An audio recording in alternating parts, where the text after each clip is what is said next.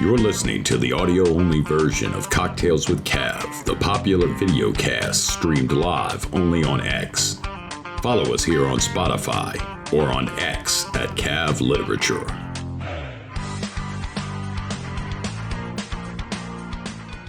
Oh, happy Thursday, everybody. I tell you what, I survived the week. Whew. We had a lot of rain in New Orleans yesterday, y'all. We had a wee bit of a flooding problem here, but it was just, I came in by boat to bring you tonight's special episode, so I went through all that trouble. You're going to have to stick around and watch the show. Follow us, hit that notification bell so you never miss a great show each week. And by all means, look, please like and share the stream so more people can get to know these incredible indie authors, entertainers, and artists we bring you each week. Whew, we were wet, y'all. Jeez. Well, a little quick housekeeping. As always, look, please check the links in the description of the show. Please consider supporting the show. Our Buy Me a Coffee link, cheap cup of coffee is all it takes to support the show. And by all means, check our merch page. Maybe pick you up a Cocktails with Cav ball cap or something. I don't know. Oh, we have a lot of fun with that storefront. And I tell you what, if you want to request a special item, just DM me. We could probably get it and put it in the storefront for more people to peruse. So again, please just consider supporting the show any way you can. Just being here, I love you. Thank you, audience. Oh, well, I tell you what, I am swimming literally and figuratively. So I hope everybody's had a chance to grab a great cocktail, sit back, relax, and help me welcome to the stage the founder of After Dinner Conversation magazine, voted a top 10 literary magazine, the founder, Kolby Granville. Oh, Kolby, so glad you could finally join us, man. I've been excited to have you on the show. How you doing? I'm doing great, thank you. No, where are you coming to us from tonight? I'm coming from Phoenix, Arizona. I'm actually coming just from a run. That's why I'm actually wearing my running clothes right now. But yeah, I ran a little slow, so I just ran straight in to come do the interview. Oh, that's it. Everybody just comes run to do the Cocktails with Cav show, buddy. That's a heck yeah. If only we could be that lucky, I tell you. Well, no, I tell you, I was really fascinated. I got to know you on X. And as you know, the show, we interview a lot of authors, entertainers, and artists. But you yourself, you have an excellent literary magazine, and I believe it was an award winner. It was actually, yeah. So Chill Subs, there's a couple of people that do literary magazine submission tracking. Chill Subs, Submission Grinder, Submittable, and a few others. Chill Subs has about 3,000 literary magazines on there, and they asked their subscribers, what are your favorite ones to submit to? And they ranked us in the top 10. So we were very excited about that, considering that there are some very big players in the market, and we are, we're not to the Paris Review, that's for sure. Right. Well, and I'll tell you, that's just like After Dinner Conversation, the philosophy and ethics short stories. And I tell you, we're going to get into it a lot later in the show. And but man, Kolby, we'd love to let the viewers know about the creators and the runners of all these great things that help indie creators. Tell us a little about yourself, man, how you got into this and how the magazine developed, all that kind of good stuff. Yeah, so I have been writing all of my life and submitting to literary magazines and writing stuff. And I'm also a big science fiction nerd.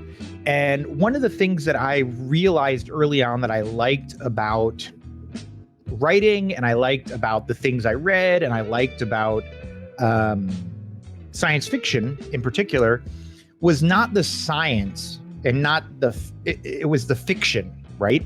And one of the nice things about science fiction, and I'm just using this as an example, we publish in every genre, but all you have to do is say, on another world. And that's it. You get a clean slate. You can create a world where up is down and down is up, and people have half a black face and half a white face. And, and it's cartoons do this now too. A lot of adult cartoons do the same thing. where they sort of use it as a tool to say, it's not about you. Okay, let's talk about you, right? And that to me is always the most interesting thing about media, whether it's television, film, books, magazines, whatever. If you think about your best media experiences, they are often the ones that you want to share with someone else, right? You come out of Star Wars, you come out of Fight Club, you come out of Barbie. And if it's done right, the first thing you do is you want to turn to the person next to you and say, hey, da-da-da-da-da-da-da-da, right? And so what we focus on is creating short story fiction that encourages that. And so we are not a plot-driven fiction. I mean, of course, our fiction has plots. But what we tell authors is, look, think of the thing that you want to talk about. And now think of the story that enables you to talk about it. And so the thing that I've said in lots of interviews, because I've done lots of interviews on lots of shows like yours, is often if we get a writer who is trying to write smart, it comes off as like contrived. Like invariably, you know what they write? They write about an AI car who's deciding if it should hit an old woman or a baby in a stroller. Okay, that's perfectly fine. But that's the kind of thing that you think about when you haven't thought about it. When you haven't thought about it much. So what we tend to look for, what we tend to publish is not good writers who try and write smart, but smart people who are trying to be good writers. Right? I would say about 2/3 of what we publish. Now it's all blind readings. We don't know who they are before we read them. But once we accept them, and I'll send off a thing saying, send me your biography, about 2/3 of the people we publish have PhDs or professors in philosophy, economic theory, political philosophy, biology, computer science, computer programming, AI programming. And so some of these people have really hard science degrees. Some of them have humanity degrees. And so they think about these things all day long. Right. And then they write as a hobby, right? And that's perfectly fine. That's exactly what we tend to look for. Although we absolutely get writers as well. But it's probably a 50-50 split. And that's interesting, and just like I said, when I got to know you on X, just the title of the magazine, After Dinner Conversation, obviously I love cocktails and good after dinner conversation, but just the concept to me intrigued me because we have a lot going on right now in society, and it's definitely something that I think, sparks a lot of interest, is to be able to discuss these things in some kind of lucid manner, driven by, like you said, fiction. It's a fascinating concept, Well, and the reason the name for the magazine After Dinner Conversation came up is because thinking of my own childhood and thinking of growing up, like where do children learn how to think critically and how to interact in respective ways? Often, traditionally, although less now, that's done by observing and in some level participating with adult conversations, right? You hear your mom and your dad talking over the dinner table.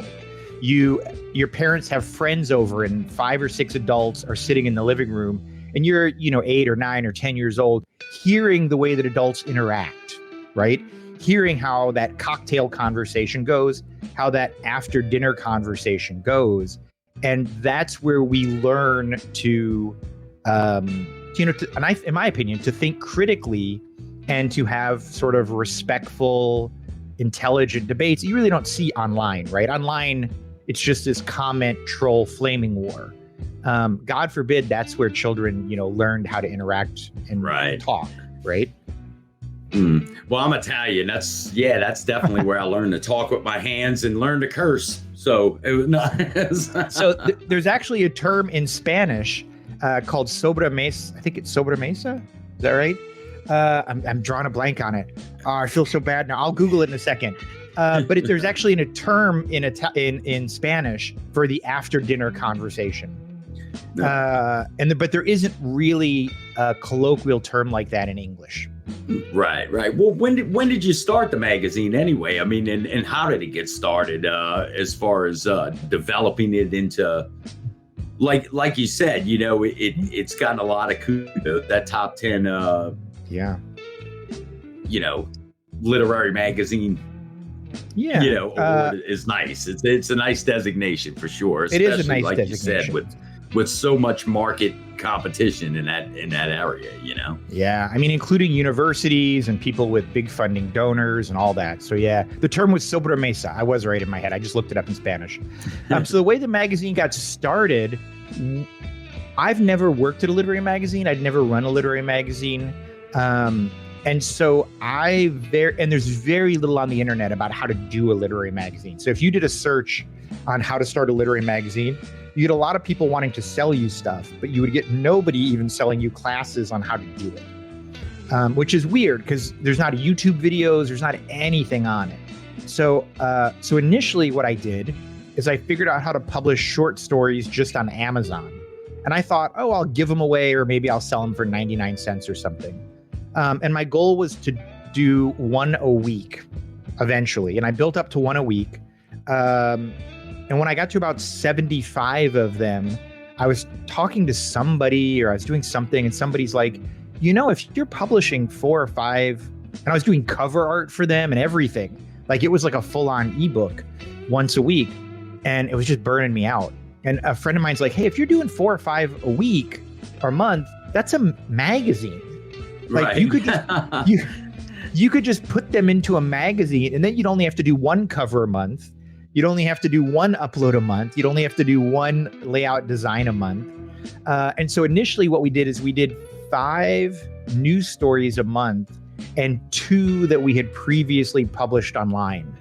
And now as the time has gone on, we've switched, and now we are 6 new ones each month and 1 previously published one, which has also worked out well because we've grown so quickly that we grow, this is going to sound almost absurd to say, but we've grown pretty consistently at about 15 to 20% a month in our paid subscribers. Wow. Yeah. And so the people that are with us now, we've got a huge chunk of people who've been with us for a year or 2 and didn't see any of the first year or 2's material. And so a little bit of that, repeating is also just really good because there were some really outstanding stories that we published early on that it's a shame that, people didn't get a chance to see them. Right. And I tell you, that's a big catalog of work you got going. What, about 84 stories a year from submissions, and that's just, it's phenomenal, and like I said, the concept's incredible. Well, I tell you, Kolby, let me go refill my cocktail. I don't know what you have on that end for Cocktails with Cav, but I'm going to go get myself one as well. That's it. We'll go refill. And when we come back, man, please, let's get into the magazine and let the viewers know about it, because it's just a fantastic website, as well as your Substack as well. So we'll talk about it in a minute, folks. Stick around. Hey, ladies and gentlemen, please, if you get a moment following the show, go check out my Linktree link at the top of my X profile. It has a plethora of information, and it's just a great way to never miss a show.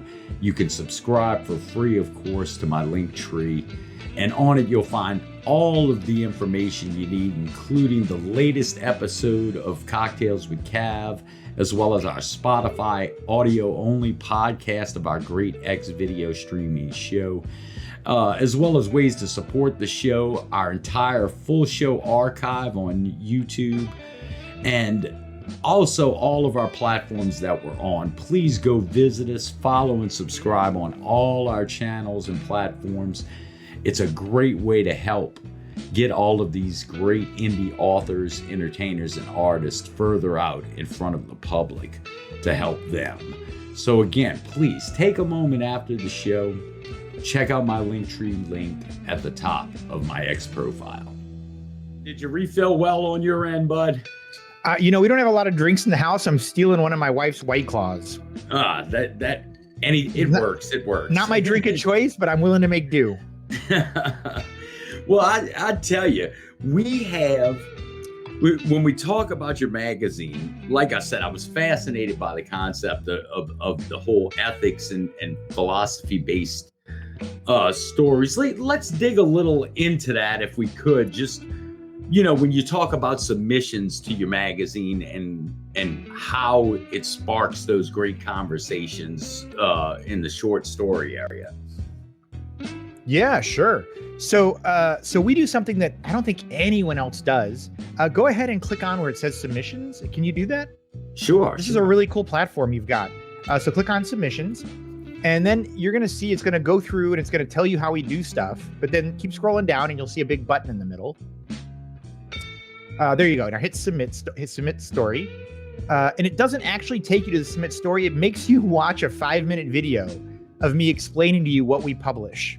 Oh, and then awesome. after you watch the video, then you can actually submit.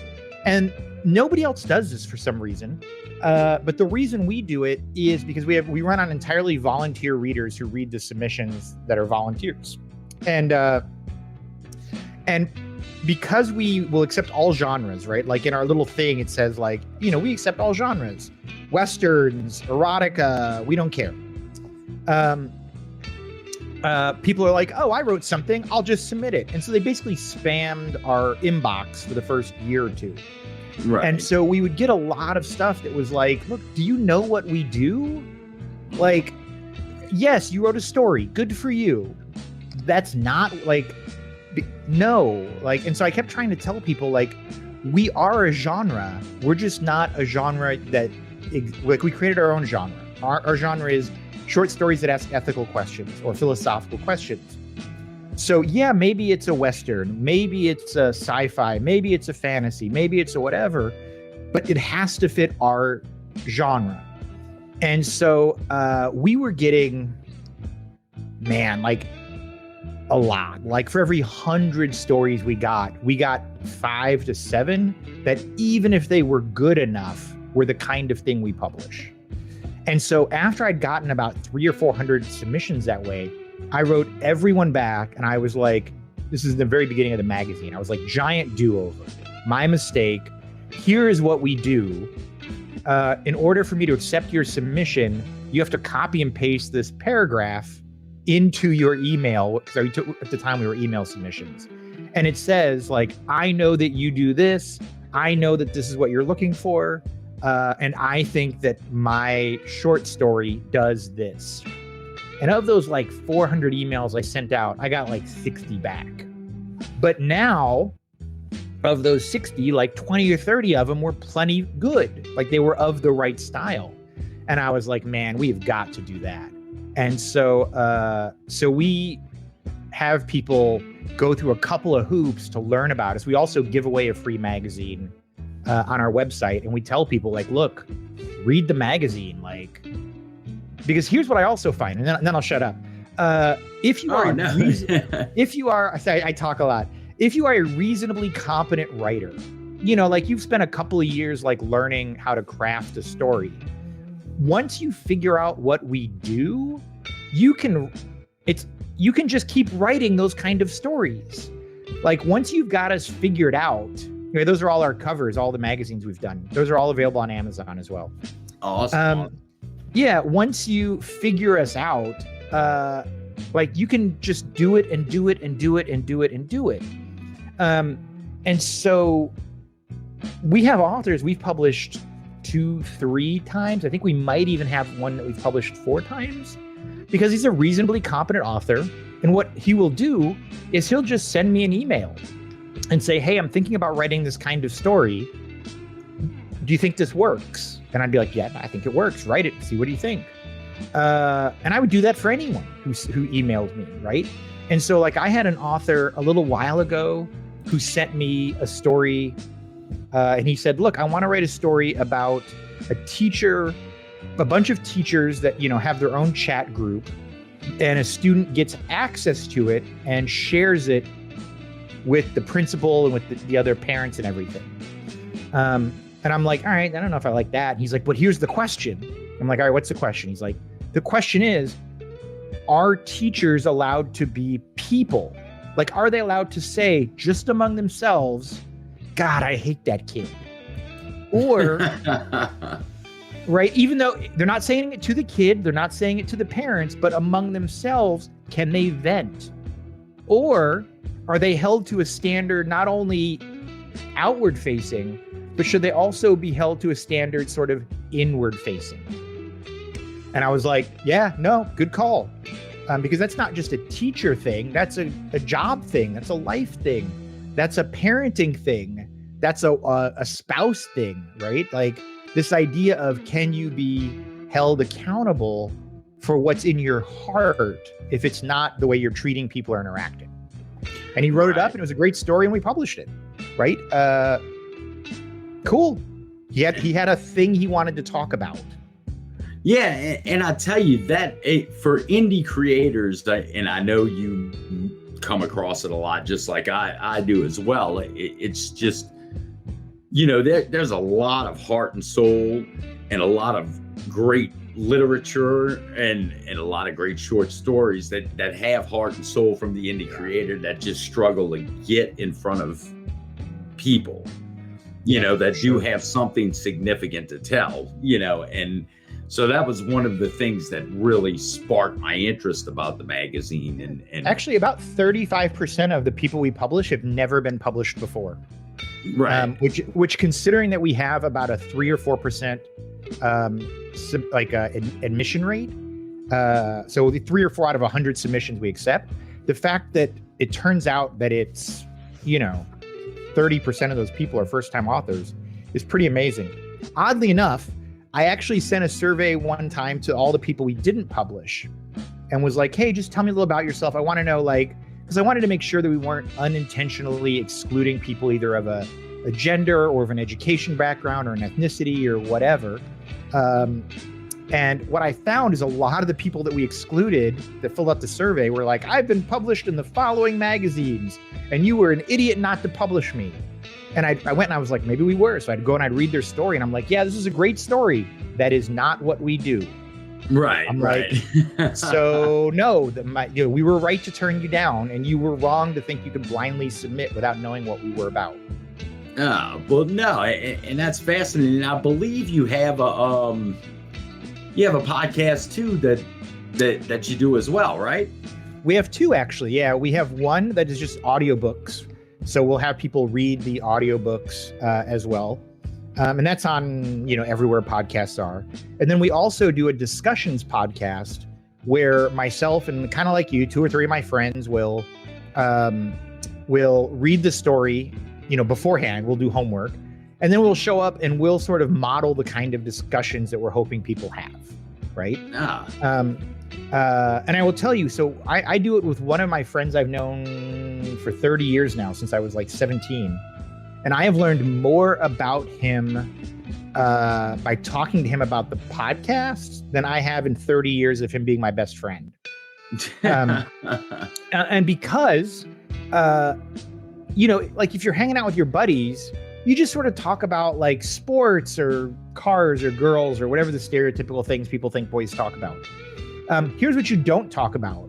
You don't ask your buddy like, hey, do you think we have the right to destroy another planet to seed the building blocks of our own DNA into a new civilization?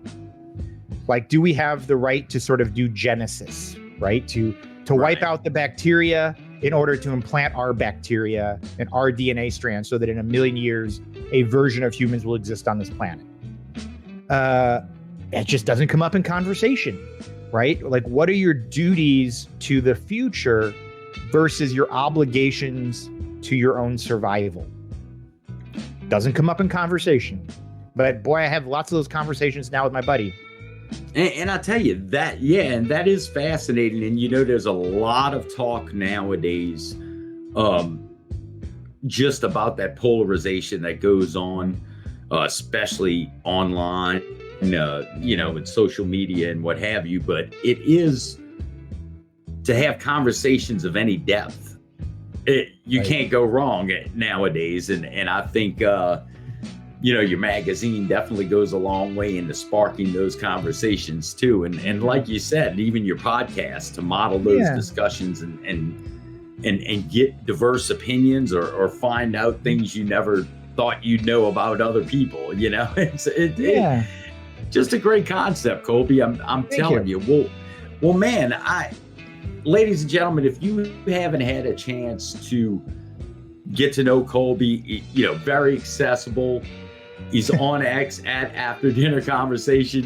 Please go give him a follow on X as well. But by all means, please go check out his website, afterdinnerconversations.com.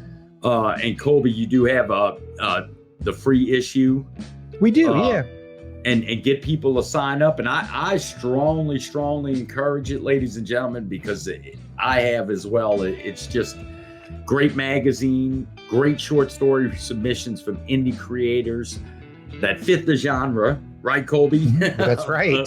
That is right. Of philosophical and ethical questions, but just fascinating reads as well as fascinating discussions.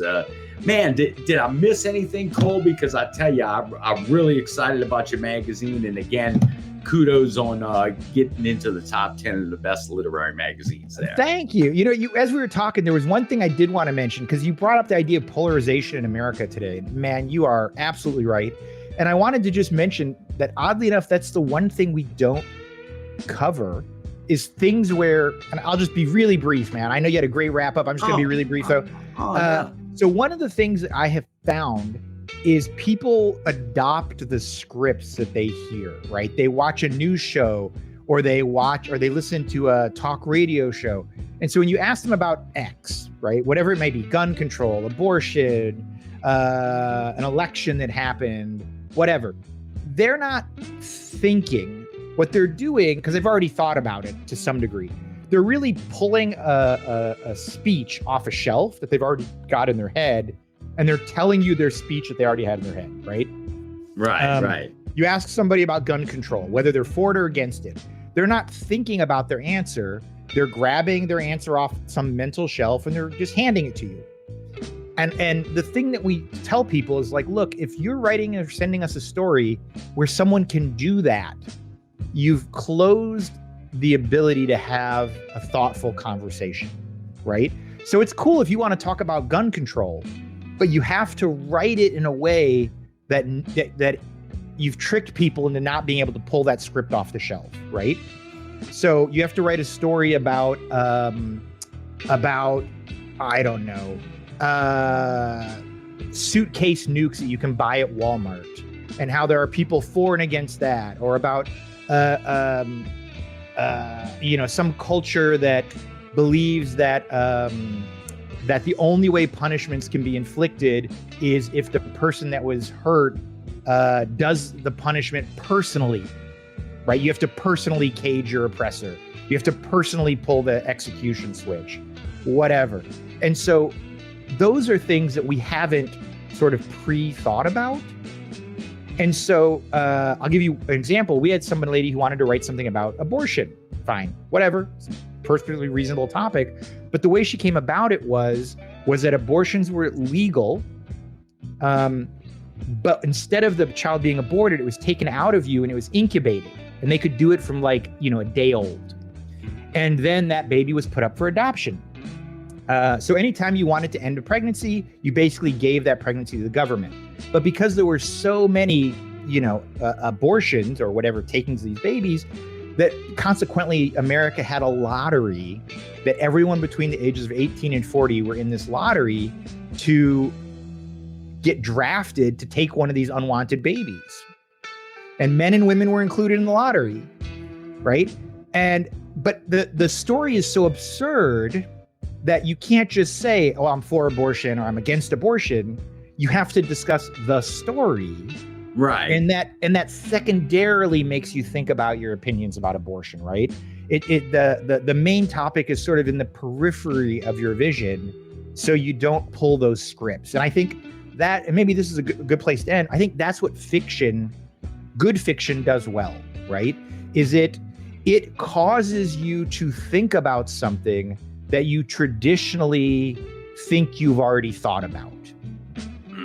And I tell you, that is, I think, the strength of your magazine, as well as the strength of the art. The entire, the entire concept of literature, great literature throughout history, is make people think outside of the box. And nah, man, look, I'm a fan, Kolby, that's for sure. And indie creators, look, I'm telling you, really, if you have something that fits the genre that we've talked about tonight, that Kolby's talked about, his great magazine, After Dinner Conversation, please look, make sure you visit the website, afterdinnerconversations.com, and click that submissions button and watch those videos first, and then but get your stories in, because I tell you, it's a great opportunity to get published in a great literary magazine that's obviously garnered some kudos recently. So Kolby, I can't thank you enough for taking the time, thank you, George, to come hang out with us, and I really appreciate it. Everybody go give Kolby a follow on X at After Dinner Conversation, and let's make some of that stuff happen, bud. I appreciate it. Thank you, George. I appreciate your time, man. Cheers. Cheers to you, Kolby.